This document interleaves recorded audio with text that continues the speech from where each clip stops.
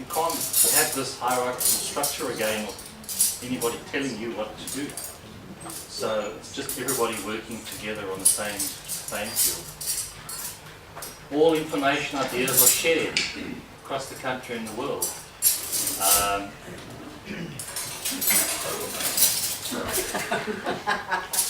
And identify those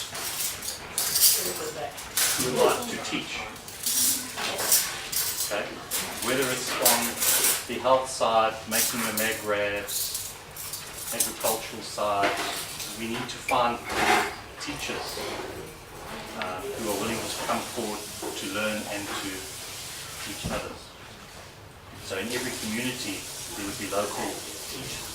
There's no way Israel Liz can travel around Australia and trying to teach people. It will take us years and years and years. It's just not possible.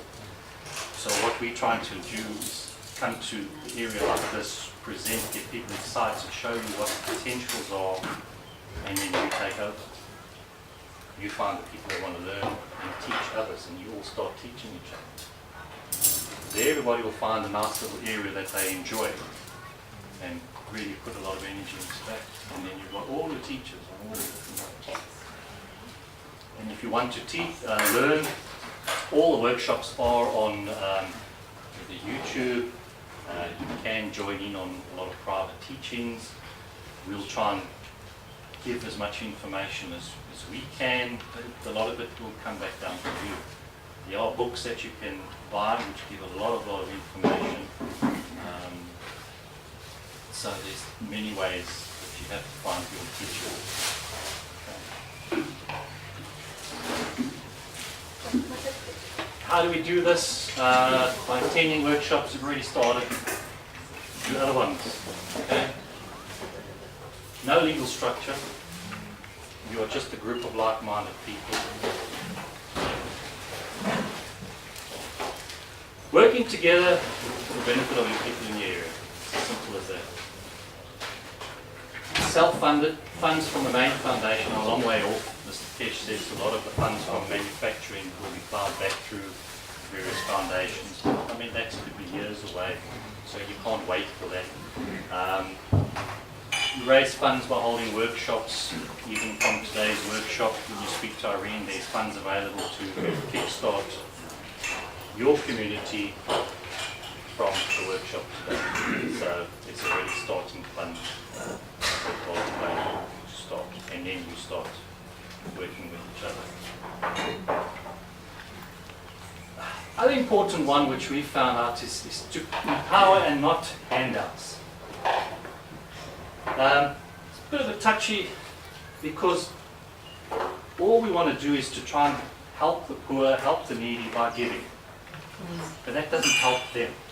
You might feel better, it doesn't help that person, because they have to be ready to receive. We understand now MagRavs. So if you want to give something to somebody because they're in pain, but they're not ready to receive it, they're not going to use it. They'll take it and say thank you very much and shove it in the drawer. So you have to work with people that come to you. We found as well, we got so excited and we made all these pens and pads and we gave them to so many people to try. We got no feedback because they didn't really use it. We were so excited and we almost forced it on them to say, oh, use and use. And they look at it, yeah, thanks very much, and put it away. So it's a waste. You need to have people to come and ask. And if we give handouts to the poor, it's just reinforcing the current cycle that we are in.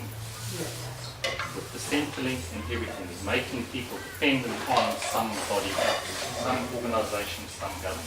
And all we're going to do is step in and do exactly the same, which is not the way to do it. By giving to. What we're going to do is teach them, but my thinking is the poor people will benefit more from this technology than the very wealthy.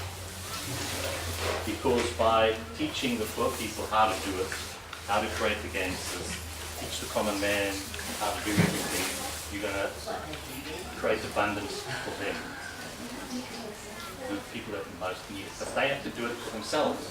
Keep on reinforcing. You must make your own games. You must try and do this and make your own. And get everybody involved. If somebody can't afford to buy some games or buy some pens, they need to come and contribute their time to learn and work with you to create the games for themselves.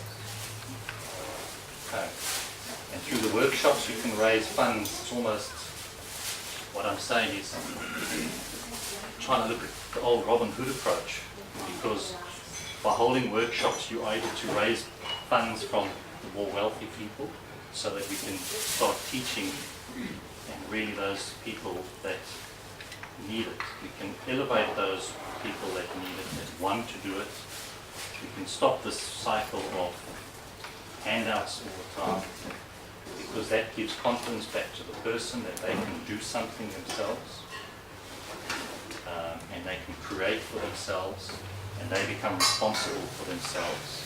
So you're doing more for a person that way than by just saying, yes, here's a thing, I feel sorry for you. You're just reinforcing this whole cycle of things. So to me, that's the approach that one has to look at doing, is to teach how to do it for themselves and give people back their independence and responsibility. The only way we will change.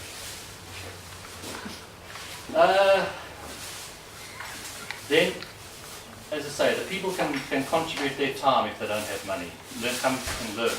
There's no excuse. To me, the only excuse one would have is if you're either dead or in a coma. But if you are old or young, you can come, make sandwiches and learn, help people. There's many things that one can do. There's no excuse for not being involved and taking responsibility for yourself. Everybody must be involved.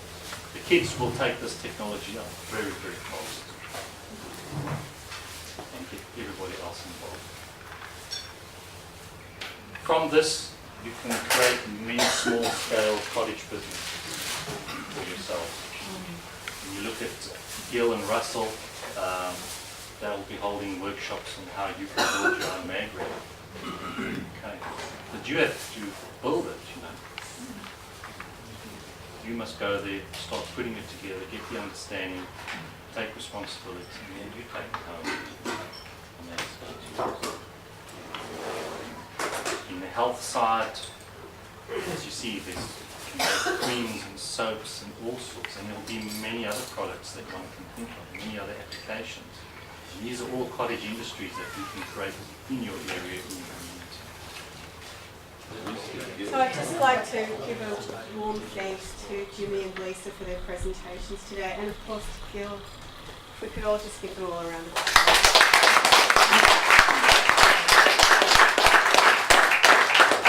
Have you learned a lot? Yes.